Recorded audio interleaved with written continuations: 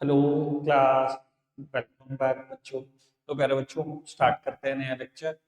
बेटा, last lecture में हम बैंकिंग की शुरुआत कर चुके थे, ठीक है ना। मनी पोर्शन तो हमने काफी दिन पहले ही खत्म कर लिया। बैंकिंग पढ़ना शुरू कर दिया था, और बैंकिंग में भी कॉमर्शियल बैंक के हमने कुछ फंक्शन पढ़ लिए थे, जिसमें चार मेजर फंक्शन है। Acceptance of deposit, lending of fund, cheque facility और फंड ट्रांसफर, चार पढ़ लिए थे। अभी भी कुछ फंक्शन हमारे पास रहते हैं, लेकिन इससे पहले कि मैं आगे बढ़ूं, बेटा एक बार ना कमर्शियल बैंक की एक डेफिनेशन लिख रहा हूँ, ठीक है जी, और फिर आगे के फंक्शन लिख रहा हूँ। कमर्शियल बैंक तुरंत वाइंड अप करना है आज ही, ठीक है। सेंट्रल बैंक शुरू करके जाना है मुझे।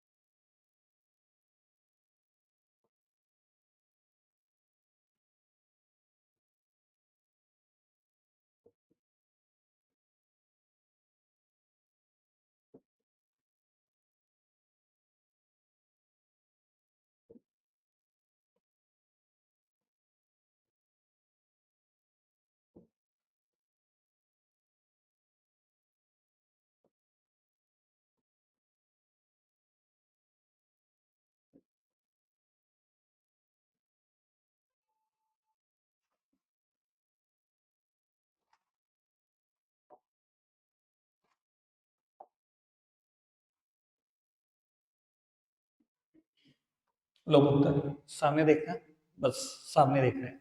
कमर्शियल बैंक क्या करता है बेटा? वो कमर्शियल बैंक की डेफिनेशन कहती है, कमर्शियल बैंक एक ऐसा इंस्टीट्यूट है जो डिपॉजिट एक्सेप्ट करता है। लास्ट लेक्चर में हमने पढ़ा था 5 तरीके से डिपॉजिट एक्सेप्ट होते हैं: saving bank, current account, FD, RD और एमओडीएस। और दूसरा फंक्शन लोन करता है। लास्ट लेक्चर में हमने 3 कैटेगरी के लोन की बात करी थी: बैंक ओवरड्राफ्टिंग, सीसी लिमिट और थर्ड कैटेगरी लोन ही बनाई थी। और इन्वेस्टमेंट करता है। पर्पस सिर्फ एक है बेटा, प्रॉफिट के लिए।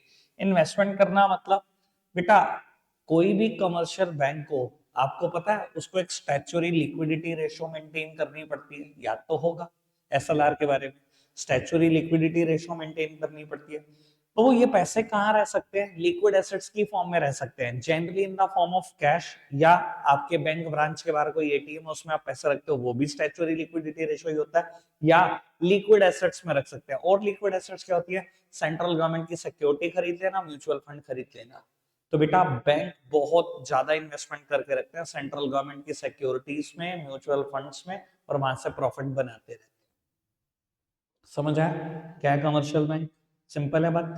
बेटा कमर्शियल बैंक के ना, आपके अगर मैं बुक के हिसाब से बात करूं, तो चार फंक्शन में ही डिवाइड किया गया है। पहला फंक्शन एक्सेप्टेंस ऑफ डिपॉजिट, जितना बुक में लिखा उससे ज्यादा करा दिया। दूसरा फंक्शन लिखा लेंडिंग ऑफ फंड, जितना बुक में लिखा उससे ज्यादा करा दिया। तीसरा फंक्शन है बेटा एजेंसी फंक्शन। तीसरा फंक्शन है एजेंसी फंक्शन। इसमें फर्दर बहुत सारी हेडिंग्स हैं बेटा, एक बार मैं पहले सारी लिख दूं, फिर बेटा डिस्कशन कर देता हूं।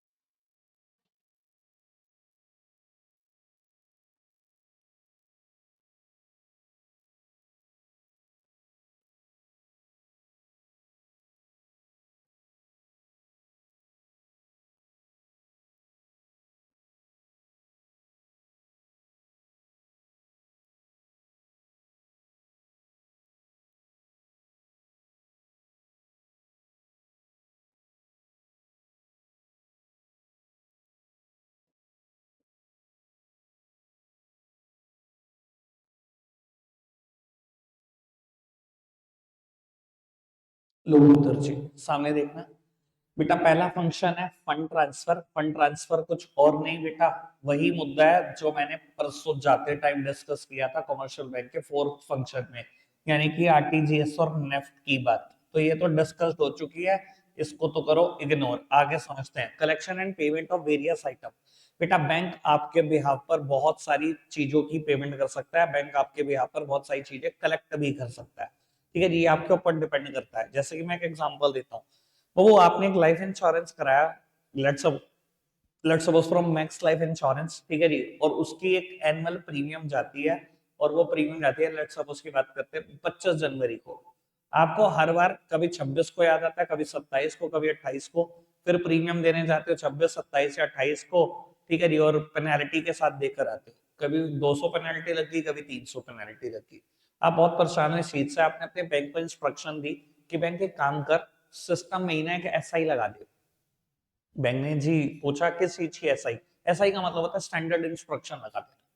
बैंक ने पूछा किस चीज की एसआई, आपने बताया कि मेरा हर साल एक प्रीमियम ड्यू होता है और मैं हमेशा भूल जाता हूँ, पेनल्टी के साथ देके आता हूँ। आप बैंक के ही सिस्टम में एसआई लगा दो कि ऑटोमेटिकली 24 जनवरी को मेरे अकाउंट से पैसे कटे और मैक्स लाइफ इंश्योरेंस के अकाउंट में प्लस हो जाए, ठीक है जी। बैंक ने एक एसआई लगा दी, लेकिन बैंक ने कहा इसके बदले में हम आपसे चार्जेस लेंगे 50 रुपी।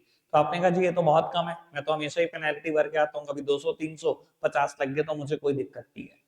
तो बैंक आपके यहाँ पर बहुत सारी चीजों की पेमेंट कर सकता है। आप चाहो तो लाइफ इंश्योरेंस, आप चाहो तो हेल्थ इंश्योरेंस, आप चाहो तो किसी लोन की किस्त, आप चाहो तो इलेक्ट्रिसिटी बिल, आप चाहो तो हाउस टैक्स, सब कुछ पे कर सकता है। पर बेटा इलेक्ट्रिसिटी बिल, हाउस टैक्स जैसी चीजें हम बैंक से पे नहीं कराते। रीजन तो आपको पता ही है ना, हमें लगता है जीपे हमारे हाथ में, फोन पे हमारे हाथ में, बटन दबाएंगे पे कर देंगे, इसके लिए 50 कौन देगा, ठीक है ना जी। लेकिन बैंक चाहे तो हर चीज की पेमेंट कर सकता है, बैंक चाहे तो आपके बिहाफ पर हर चीज कलेक्ट कर सकता है। बैंक हमारे बिहाफ पे डिविडेंड कलेक्ट करता है, बहुत सारी कंपनी जिसमें हम शेयर होल्ड करते हैं वो डिविडेंड देती है, तो बैंक हमारे बिहाफ पर कलेक्ट कर लेता है। क्लियर है जी बात, आगे बढ़ सकते हैं। बेटा थर्ड वन की तरफ बढ़ते हैं, purchase and sale of forex. बेटा कमर्शियल बैंक का ही फंक्शन है, आरबीआई का फंक्शन नहीं पढ़ा रहा हूं मैं अभी। बेटा क्योंकि आरबीआई पब्लिक डीलिंग नहीं करता, RBI is the custodian of forex, लेकिन आरबीआई पब्लिक डीलिंग तो नहीं करता। अगर आप मैं हम पब्लिक के मेंबर को फॉरेक्स चाहिए तो बेटा बेचता कौन है फॉरेक्स, कमर्शियल बैंक। और अगर हम फॉरेन टूर पे घूम आए, वापसी में हम कुछ करेंसी बचा लाए फॉरेन की, तब क्या करें, बेटा आप बेच सकते हो, खरीदने वाला भी बैंक ही है। तो बेटा कमर्शियल बैंक परचेज भी कर सकता है आपसे फॉरेक्स, अगर आप बचा लाए हो, और अगर घूमने जा रहे हो और आपको फॉरेक्स भी होता है तो कमर्शियल बैंक बेचता भी है फॉरेक्स। कोई दिक्कत तो नहीं। कैसे पता लगेगा कौन सी ब्रांच डील करती है फॉरेक्स में, हर ब्रांच के बाहर लिखा होता है बेटा, जो भी डील करती है authorise dealer in foreign exchange. जब भी ये वर्ड दिख जाए ऑथोराइज डीलर, तो समझ जाना कि अंदर फॉरेक्स मिलती है, ठीक है जी। कोई दिक्कत कोई परेशानी तो नहीं, तीन बातें डर। उसके बाद आता है बेटा purchase and sale of securities. बेटा ये बात वैसे थोड़ी सी बिजनेस स्टडीज की है, अभी जिनको याद है बहुत अच्छी बात, नहीं याद है तो मेरा रिवीजन में अगला चैप्टर वही है। वो फाइनेंशियल मार्केट चैप्टर में हम पढ़ते थे बेटा, बहुत सारे डीपी होते हैं जो डीमैट अकाउंट खोलते हैं। बेटा आज की तारीख में तो बहुत सारे बैंक की डीपी रजिस्टर्ड है, जिनके पास हमारे डीमैट अकाउंट होते हैं। जैसे कि एक्सिस बैंक डीपी के तौर पर रजिस्टर्ड है, एचडीएफसी बैंक रजिस्टर्ड है, आईसीआईसी बैंक रजिस्टर्ड है। तो मेरा तो बैंक अकाउंट भी वही है, मेरा तो डीमैट अकाउंट भी वही है, मेरे ब्रोकर भी वही है, ठीक है जी। तो बेटा बैंक की आपको सिक्योरिटी खरीदवा और बिकवा भी सकता है, ठीक है जी। उसके बाद बेटा ट्रस्टी एंड एग्जीक्यूटर। बेटा बहुत लोग जीते जीना अपने एक विल लिख देते हैं, ठीक है जी, कि मरने के बाद मेरी इस विल को एग्जीक्यूट करा दिया जाए। बेटा ये विल जीते जी लोग बैंक में जमा कर देते हैं कि जैसे मैं मरो मेरी विल को एग्जीक्यूट करा देना। तो बैंक आपके यहाँ पर ट्रस्टी और एग्जीक्यूटर का फंक्शन भी परफॉर्म करता है। उसमें लिखा होता है बहुत अच्छे से कि सेविंग अकाउंट में जितना भी पैसा होगा वो किसको देना है, या दो तीन लोगों को वन थर्ड देना है, या हाफ हाफ हाफ देना है, ठीक है जी, या एफडी का पैसा किसको देना है, लॉकर में जो होगा सामान वो किसको देना है। तो बेटा ऐसी एक इंसान अपने जीते जी विल लिख सकता है और बैंक आपके मरने के बाद उसको एग्जीक्यूट करा सकता है। इसे बोलते हैं बैंक का ट्रस्टी एंड एग्जीक्यूटर फंक्शन, ठीक है जी। And last one letter of references. ये बेसिकली बेटा कुछ और नहीं, लेटर ऑफ रेफरेंसेस मतलब काइंड ऑफ बैंक गारंटी ही है। बेटा आप कोई ऐसा काम कर रहे हो जिसमें बेटा बैंक की गारंटी चाहिए होती है लोगों को, तो आप बैंक से कहते हो लेटर ऑफ रेफरेंसेस लिख कर दो। समझाने के लिए एक बात बोलता हूँ बेटा, एक ना डिपार्टमेंट है हमारे यहाँ पर टेलीकॉम्युनिकेशन मिनिस्ट्री में, डिपार्टमेंट ऑफ टेलीकॉम्युनिकेशन डॉट बोलते हैं इसको, ठीक है जी। बेटा यही लाइसेंस इशू करता है आईएसपी के। आईएसपी मतलब इंटरनेट सर्विस प्रोवाइडर के। आप देखते हो एक डिस्ट्रिक्ट में बहुत सारे लोग इंटरनेट सर्विस प्रोवाइडर है। ठीक है जी, जियो है service provider, internet service provider मैंने लगवा रखा है। मैंने तो लगवा रखा है। हाँ जी, जियो करता है, एयरटेल करता है, एयरटेल भी करता है। ठीक है जी, लोकल प्लेयर भी तो बहुत है ना, अनऑर्गेनाइज प्लेयर भी तो बहुत है ना इस मार्केट में, लोकल प्लेयर जिन्होंने थोड़े थोड़े एरिया में अपनी नेटवर्किंग बिछा रखी है, ऑप्टिकल फाइबर बिछा रखे हैं और सर्विस प्रोवाइड करते हैं। तो बेटा डीओटी से ना आप class A, class B, class C तीन तरीके के लाइसेंस ऑब्टेन कर सकते हो। क्लास सी होता है कि आप अपनी सर्विसेज एक ही डिस्ट्रिक्ट में दोगे। क्लास बी होता है कि आप अपनी सर्विसेज चार पांच डिस्ट्रिक्ट में दोगे या दो चार स्टेट में दोगे। क्लास ए लाइसेंस होता है बेटा पूरे ऑल ओवर इंडिया आप ये सर्विसेज को देना चाहते हो। पर इसमें ना बेटा बहुत सारी चीजों का फर्क पड़ जाता है। कैसे? जैसे मैं क्लास सी लाइसेंस की बात कर देता हूँ। जब आप क्लास सी लाइसेंस लेते हो ना तो डीओटी की फीस है 50,000 रुपए। सिर्फ 50,000 रुपए लेगा आपसे। लेकिन आपको कहता है 20 लाख रुपए की बैंक गारंटी दिलवाओ। ये 20 लाख की बैंक गारंटी क्यों? क्योंकि बहुत सारे केसेस में आपको पता है बेटा इनके रिचार्जेस एडवांस होते हैं या आपको एडवांस में पे करना पड़ता है आईएसपी को। ठीक है जी, मेरे पास पहले किसी लोकल प्लेयर का था तो हमेशा वो ये होता था 1 तारीख 2 तारीख को आ गया, मुझसे 700 रुपए ले गया और पूरे महीने भर मुझे सर्विसेज देता था। ठीक है जी, अगर मान लो आपके पास क्लास सी लाइसेंस है और आपके पास 200 कस्टमर है, आपने सबसे 700 रुपए इकट्ठे कर लिए, 1,40,000। ठीक है जी, और डीओटी ने आपसे कोई सिक्योरिटी अमाउंट गिरवी नहीं रखवाई, आपने 2-3 दिन के बाद फटाफट से सर्विसेज काट दी और फरार हो गए, तो पब्लिक का पैसा गया। इस डर से बेटा आपको पता है पब्लिक का तो पैसा गवर्नमेंट ऐसे जाने नहीं देती इतनी आसानी से। तो नियम उसी हिसाब से बने हुए हैं। डीओटी क्या चाहता है आपसे? आप 20 लाख रुपए की बैंक गारंटी दो, 20 लाख रुपए की। इनकेस अगर आपने सर्विसेज बीच में छोड़ी तो हम लोगों के पैसे तो वापस कर दें। 20 लाख रुपए की बैंक गारंटी। और पता है आपको बैंक कभी भी गारंटी ऐसे नहीं लेगा जब तक आप 20 लाख रुपए डिपॉजिट नहीं करोगे। आपने 20 लाख रुपए बैंक में जमा कराए, एफडी कराई, बिल्कुल बैंक में रख दी सिक्योर, तब जाकर वो लेटर ऑफ रेफरेंस इशू करेगा।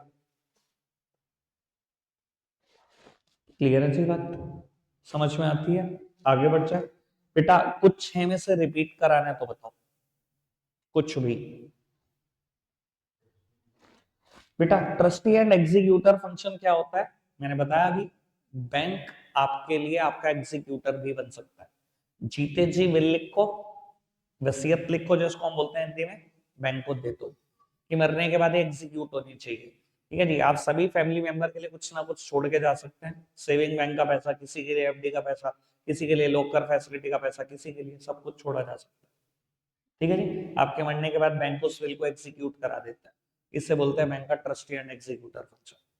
ठीक है बाबू, मैं आपको बता देता हूँ थर्ड में जो हमने पढ़ा ये सब एजेंसी फंक्शन थे। एजेंसी फंक्शन मतलब वो फंक्शन जो बैंक मेरे एजेंट के तौर पे परफॉर्म करता है, मेरा नौकर बन के परफॉर्म करता है।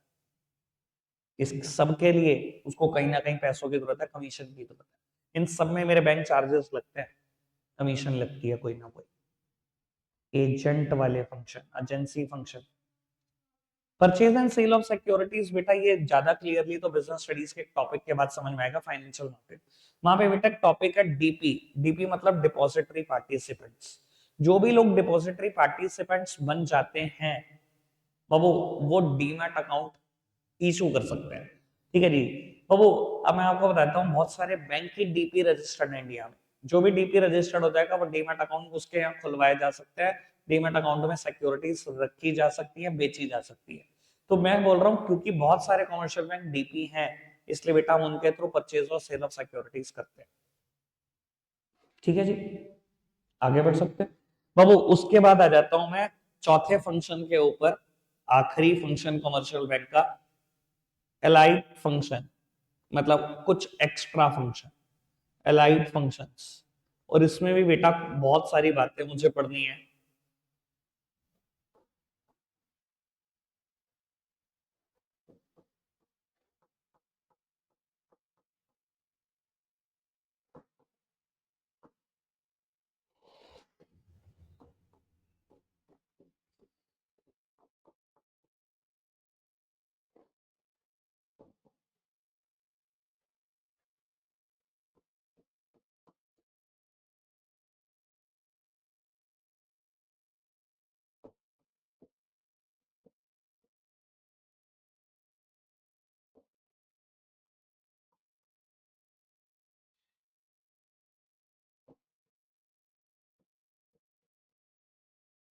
लो जी पुत्र जी, सामने देखना बाबू, एक एक करके सबका डिस्कशन। पहले फिफ्थ फंक्शन की बात करता हूँ, कलेक्शन ऑफ स्टैट। बेटा कमर्शियल बैंक बहुत सारे स्टैट्स कलेक्ट करते हैं, वो बात अलग है कि बेटा पब्लिश इनको आरबीआई करता है, पब्लिश नहीं करते कमर्शियल बैंक।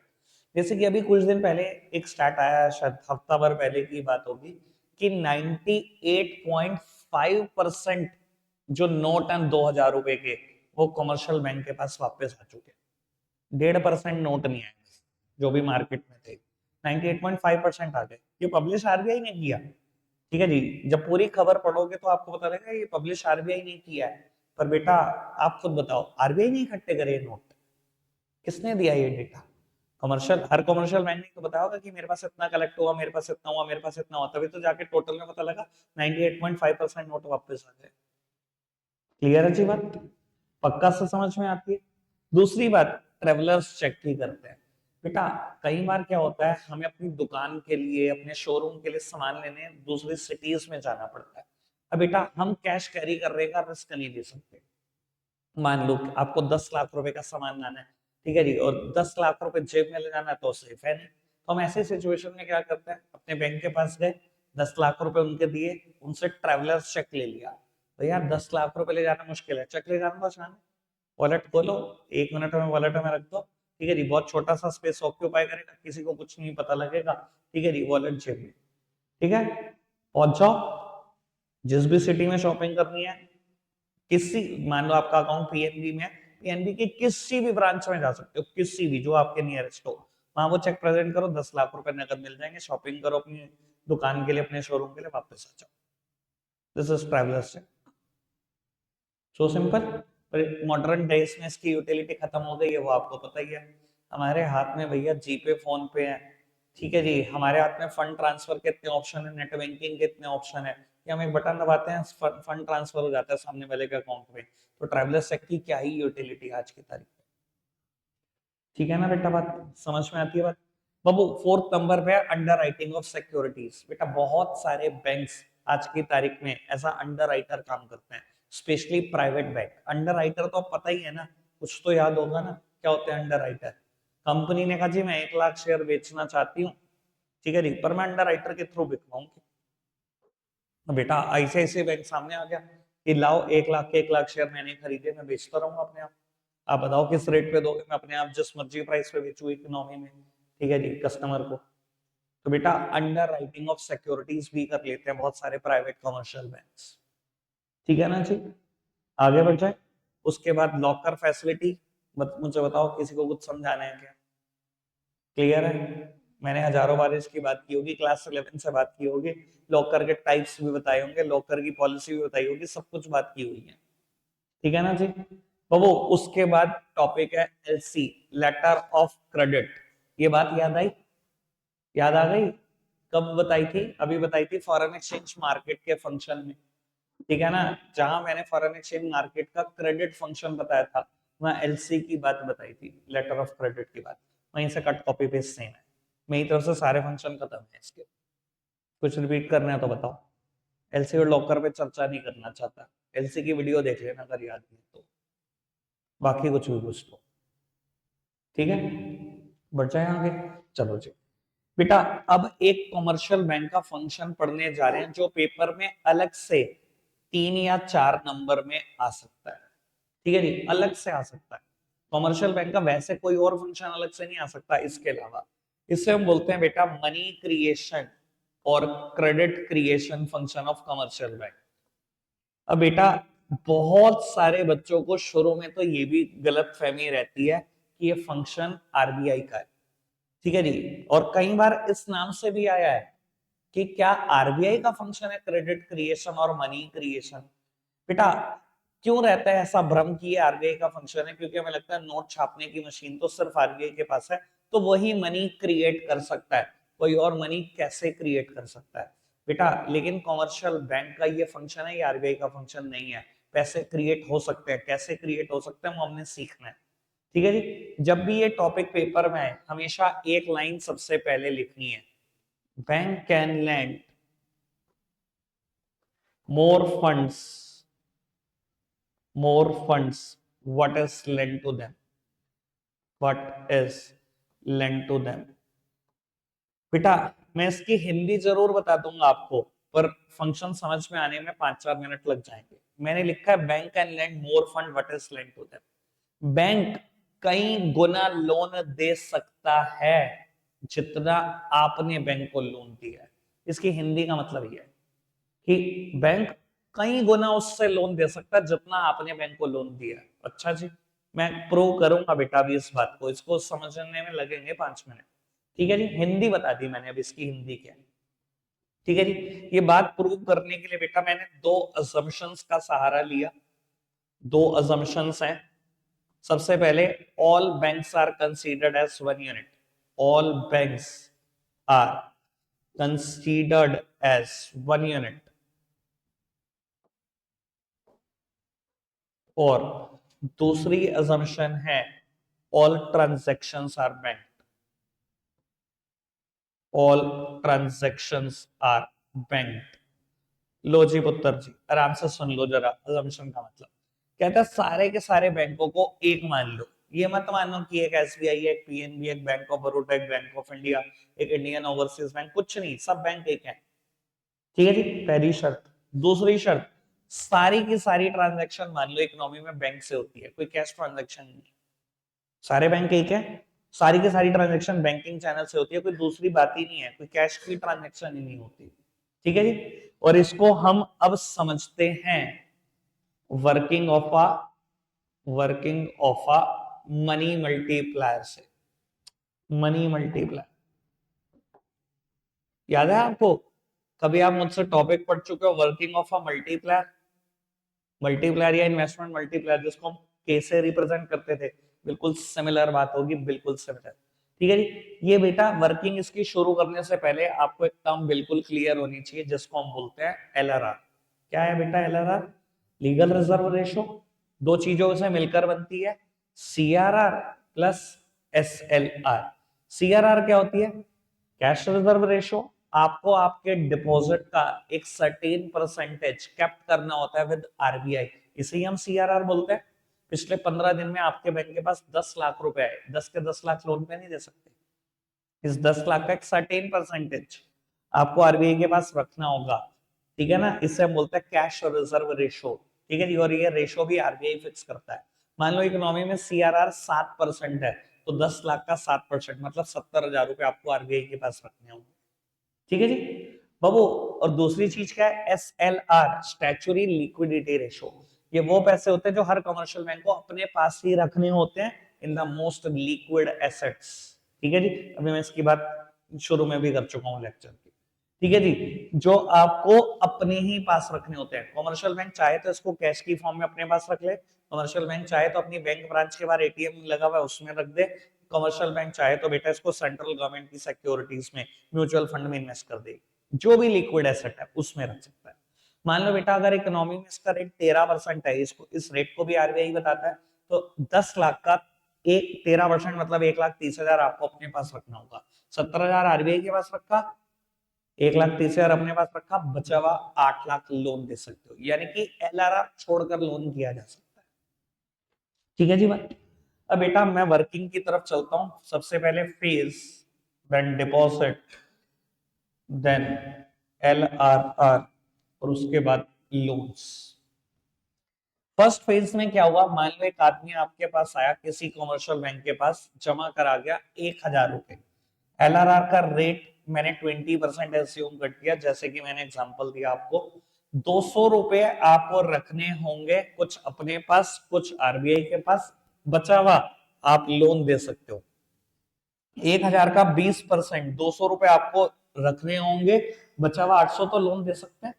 ठीक है जी, मान लो इधर देखो, पहले मेरी तरफ प्लीज, सामने मेरी तरफ देखो, 1 मिनट रुक जाओ। मान लो बेटा कोई पर्सन ए मेरे पास ये डिपॉजिट कर गया, मैं कमर्शियल बैंक, ए आया, खाता खुलवाया, 1,000 रुपए जमा करके। ठीक है जी, 20% मैंने हटा दिए, 800 तो लोन कर सकता हूँ।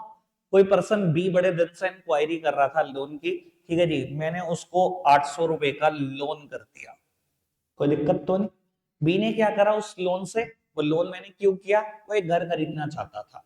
ठीक है जी, उसने क्या करा? सी से घर खरीदा, सी उसने लोन लिया मुझसे, सी से घर खरीदा तो उसको पैसे देने पड़ेंगे, उसने 800 रुपए उसको दे दिए। ठीक है जी, हमने यही माना था ना, दो असम्पशन ली थी, all transaction are bank, all bank are considered as one unit. जैसे ही बी ने सी के खाते में पैसे डाले 800 रुपए और घर खरीद लिया, सी का भी तो बैंक अकाउंट मेरे पास ही है, यही तो मानूंगा, सारे बैंक एक ही है, मतलब मैं ही तो पैसे किसके पास आ गए, दूसरी फेज में मेरे ही बैंक के पास आ गए। ठीक है जी, कोई दिक्कत तो नहीं, मुझे मिल गया नया डिपॉजिट। इसका 20% छोड़ो, इसका 20% छोड़ो, 640 का लोन कर सकता हूं। अब मेरे पास बड़े दिन से एक बंदा आ रहा था डील लोन मांगने, कहता लोन दे दो, मैंने कहा ले लो। ठीक है जी, उसने लोन क्या करना है, उसने लोन से व्हीकल खरीदना है बेटा, कार खरीदनी है। 640 रुपए का लोन मांगा उसने, मैंने उसको डी को लोन दे दिया। बेटा डी ने लोन लिया, ठीक है, एक ई बंदे से उसने व्हीकल खरीदा, ई ह्यूंडई की एजेंसी हो सकती है, होंडा हो सकती है, ई बंदे को उसने पेमेंट कर दी। जैसे उसने पेमेंट करी, ई का अकाउंट भी तो मेरे पास है, मेरे को एक नया डिपॉजिट मिल गया। ठीक है जी, और ये कहानी रुकेगी नहीं, इकोनॉमी में रुकेगी नहीं। ठीक है ना जी, अगर आप मान लो सारे बैंक एक है, और अगर आप मान लो सारी ट्रांजेक्शन बैंक से होती है, इंडिया में भी 80% तो हो ही नहीं है ट्रांजेक्शन। ठीक है ना जी, तो बेटा हालात पता क्या होंगे, अब देखना, ये प्रोसेस चलता रहेगा चलता रहेगा चलता रहेगा। कब तक चलता रहेगा, जब तक डिपॉजिट 5,000 नहीं हो जाते। और मेरा ऐसा दिल नहीं कह रहा 5,000 बोलने को, इसके पीछे एक लॉजिक है। ठीक है जी, लॉजिक अभी क्लियर करता हूं। अगर ये 5,000 हो जाएगा तो उसका 20% आपको रखना होगा, बचा हुआ आप लोन कर सकते हो। ठीक है जी, कोई दिक्कत कोई परेशानी तो नहीं, अभी तक बात समझ में आती है। बेटा अब मैं बताता हूँ ये 5,000 कहां से आया। बेटा हमने बिल्कुल सिमिलर टॉपिक पढ़ा था, investment multiplier, K is equal to 1/MPS, याद है आपको, K is equal to 1/MPS। Money multiplier same है, money multiplier is equal to 1/LRR। मेरे एग्जांपल में LRR का रेट है 20%, यानी कि मनी मल्टीप्लायर कितना होगा, 5 टाइम्स। 5 टाइम्स मतलब ये इनिशियल डिपॉजिट से 5 गुना ज्यादा मनी क्रिएट कर देगा, 5 गुना। मैंने 1,000 का बिल्कुल 5 गुना कर दिया, जो हो गया 5,000। ठीक है जी, अब मेरी बात सुनना, कायदे से अगर आप सोचो, अब मैं बिल्कुल टॉपिक के कंक्लूजन पे जा रहा हूँ, क्रक्स पर जा रहा हूँ, आराम से कंक्लूजन सुन लेना, और वो पहली लाइन भी क्लियर करने चलो। बेटा कायदे से अगर आप सोचोगे तो आए तो कॉमर्शियल बैंक के पास इनिशियल डिपॉजिट सिर्फ 1,000 रुपए के थे ना, डिपॉजिट तो इनिशियल डिपॉजिट तो 1,000 का था, उस 1,000 से डिपॉजिट क्रिएट करा इसने पहले 800 का, फिर 640 का, आगे बढ़ते जाओगे तो 512 का, आगे बढ़ते जाओगे जब टोटल करोगे तो बेटा 5,000 का। ये पैसे से पैसा बन गया, ये मनी क्रिएट हो गई, ये नोट छापे नहीं है, मनी क्रिएट करी है, इसे मनी क्रिएशन फंक्शन बोलते हैं। समझ में आई बात, 1,000 का ही डिपॉजिट आया था, उससे ये पैसे क्रिएट होते गए हैं। क्लियर है बात। अब दूसरी बात, जो मैंने वन लाइन लिखी थी, मैंने एक बात लिखी थी, bank can lend more fund what is lend to them, यही बोली थी ना, bank can lend more fund what is lend to them. बेटा आप क्या मानते हो what is lend to the bank, देखो जो इंसान डिपॉजिट दे रहा है, मेरे लिए तो वो डिपॉजिट है, मेरा सेविंग डिपॉजिट हो सकता है, मेरा फिक्स डिपॉजिट हो सकता है, मेरा रेकरिंग डिपॉजिट हो सकता है, मेरे लिए डिपॉजिट अगर मैं कस्टमर हूं। लेकिन बैंक एंगल तो सोचो, उसने डिपॉजिट दिया 1,000 का, बैंक क्या मानता है कि 1,000 का लोन मिला मुझे, तो क्योंकि बैंक को ब्याज देनी होती है इस पैसे पे। तो बेटा what is lend to the bank in my example, only 1,000 rupee. Bank को हमने लैंड कितने करे, 1,000 रुपए करे। स्टेटमेंट क्या है, bank can lend more fund what is lend to them, what is lend to them is 1,000, and bank can lend more fund what is lend to them. बेटा आपने बैंक को 1,000 रुपए का लोन दिया, लेकिन बैंक ने उस 1,000 रुपए से 4,000 का लोन क्रिएट कर दिया, टोटल मनी क्रिएट करी 5,000, लोन 4,000 का क्रिएट कर दिया, तो स्टेटमेंट बिल्कुल ट्रू नहीं है। समझ में आती है बात, कर दिया ना बैंक ने बहुत सारा loan create, bank can lend more fund what is lend to them. Clear है बात। एक बार पेपर में क्वेश्चन आया, शायद मैंने आपसे जिक्र भी किया बीच में किसी दिन, कि मनी मल्टीप्लायर का प्रोसेस तब तक चलता रहता है जब तक इनिशियल डिपॉजिट LRR के बराबर नहीं हो जाते। जस्टिफाई द स्टेटमेंट, ऐसा पास्ट ईयर के किसी पेपर में आया। कंफ्यूज मत हो जाना, सेम ही क्वेश्चन लिखना है। समझे ना क्वेश्चन क्या है? मनी मल्टीप्लायर का प्रोसेस तब तक चलता रहता है जब तक इनिशियल डिपॉजिट एलआरआर के बराबर नहीं हो जाते। आप एलआरआर की कोई भी परसेंटेज एज्यूम करके देख लेना, ये प्रोसेस एक्चुअली में तब तक चल रहा होगा जब तक डिपॉजिट एलआरआर के बराबर नहीं हो जाते। करके देख लेना चाहिए। जब ये पहली बार स्टेटमेंट मैंने पढ़ी थी, मैंने कहा एक बार अच्छा एग्जांपल करके देखता हूँ, करके देखता हूँ। मैंने 2-3 क्वेश्चन करके देखे, मैंने कहा यार बात ठीक है, बिल्कुल स्टेटमेंट तो ट्रू है। क्लियर है जी इतनी बात? पक्का से समझ में आती है? ठीक है जी, मैं सेंट्रल बैंक की बात शुरू कर देता हूँ, सेंट्रल बैंक के फंक्शन भी शुरू कर देता हूँ। सेंट्रल बैंक बोलू तो बेटा आरबीआई, इंडिया के एंगल से। लेकिन मैं आरबीआई की डेफिनेशन नहीं बता रहा हूँ, मैं सेंट्रल बैंक की डेफिनेशन पढ़ा बता रहा हूँ। दुनिया के किसी कोने में चले जाना, डेफिनेशन इससे। ठीक है जी।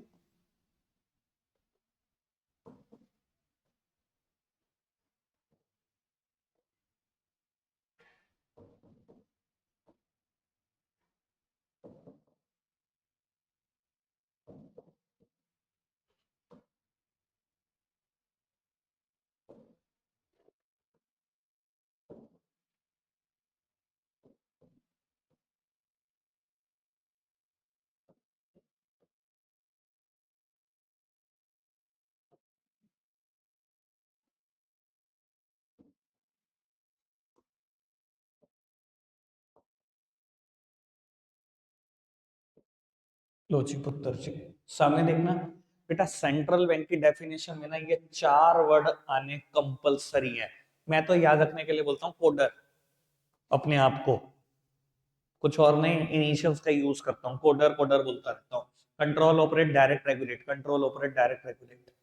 बेटा central bank control operate direct regulate करता है किसी भी देश के, जिस भी देश का वो सेंट्रल बैंक है, उसके बैंकिंग स्ट्रक्चर को, उसके मॉनेटरी स्ट्रक्चर को। कहने की बात ही नहीं, आपको पता है बेटा आरबीआई का रोल क्या है कमर्शियल बैंक को लेकर, कैसे उनको कंट्रोल किया जाता है, कैसे उनको रेगुलेशन के ऊपर लगाई जाती है, कैसे उनको सुपरवाइज किया जाता है, सब कुछ पता है आपको।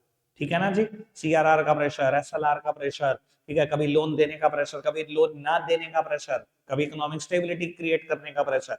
सर कमर्शियल बैंक कितना ज्यादा रेगुलेशन में रहता है सेंट्रल बैंक के, आप सबको आइडिया है। ठीक है ना जी? हमने बहुत सारी बातें पढ़ी हैं पास्ट में, एक्सेस डिमांड में भी आरबीआई के बहुत सारे फंक्शन क्लियर कर रखे हैं आपने। ठीक है ना जी? कोई दिक्कत कोई परेशानी तो नहीं? बेटा आरबीआई के फंक्शन की शुरुआत करके जा रहा हूं। सबसे पहला फंक्शन, ऑल्दो में 5 से 6 फंक्शन पढ़ने हैं, लेकिन पहले फंक्शन की बात आज खत्म करनी ही करनी है। पहला फंक्शन है बेटा sole currency issuing authority. Sole currency issuing authority. बेटा RBI is the sole currency issuing authority in India.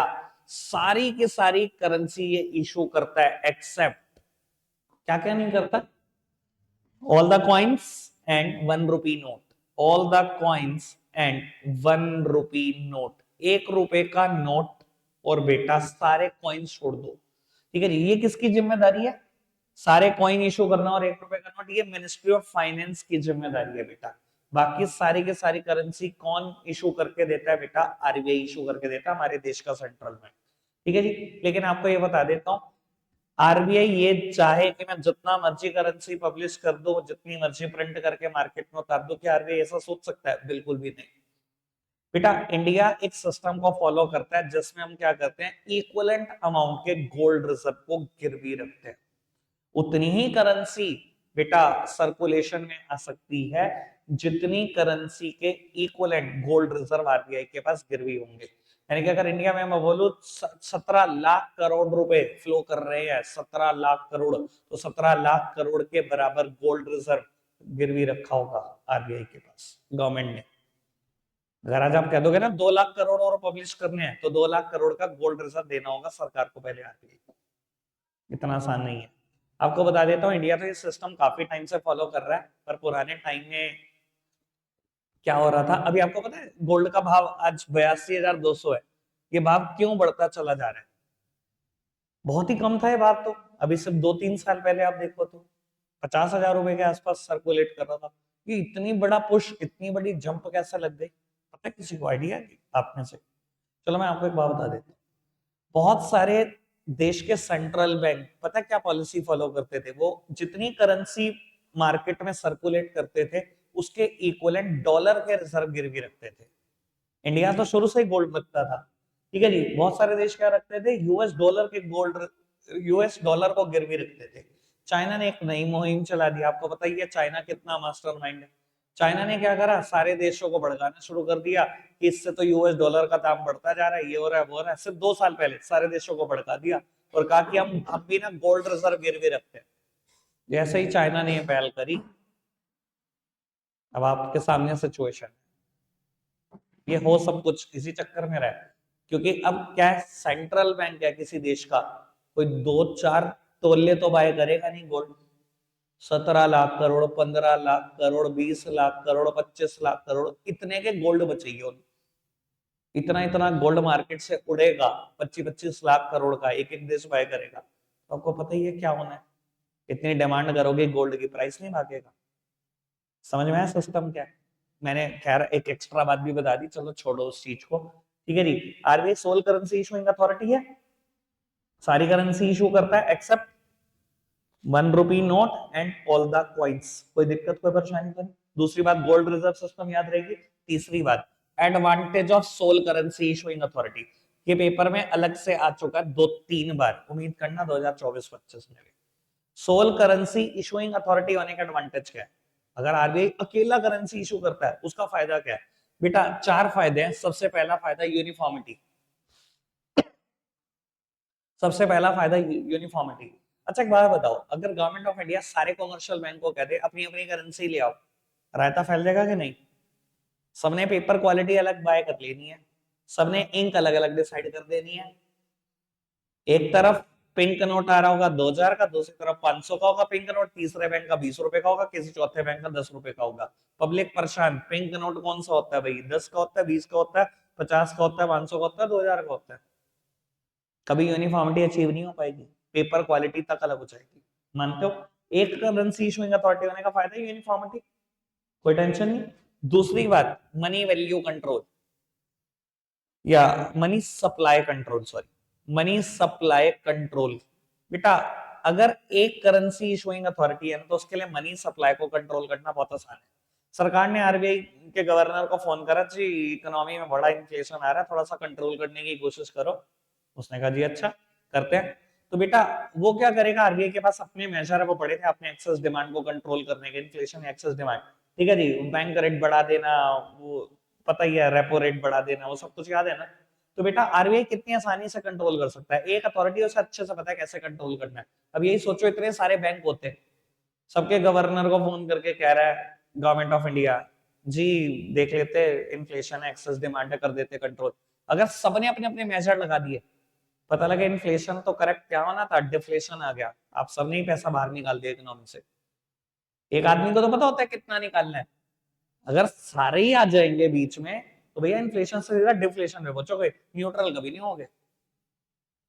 मानते हो इस चीज को बाबू। तीसरी बात आप इसमें लिख सकते हैं रुपी वैल्यू कंट्रोल, रुपी वैल्यू कंट्रोल। बेटा आपको पता है ना, manage floating exchange rate system खत्म किया था, रुपी वैल्यू को कंट्रोल करता है ना आरबीआई। एक बैंड में चाहता है कि एक बैंड में वैल्यू रहे, 80 से 85 रहे, बस फिर हिल लेना। 85 से ज्यादा जाएगा तो सेल कर देगा, 80 से कम होगा तो बाय कर देगा, याद है ये बात।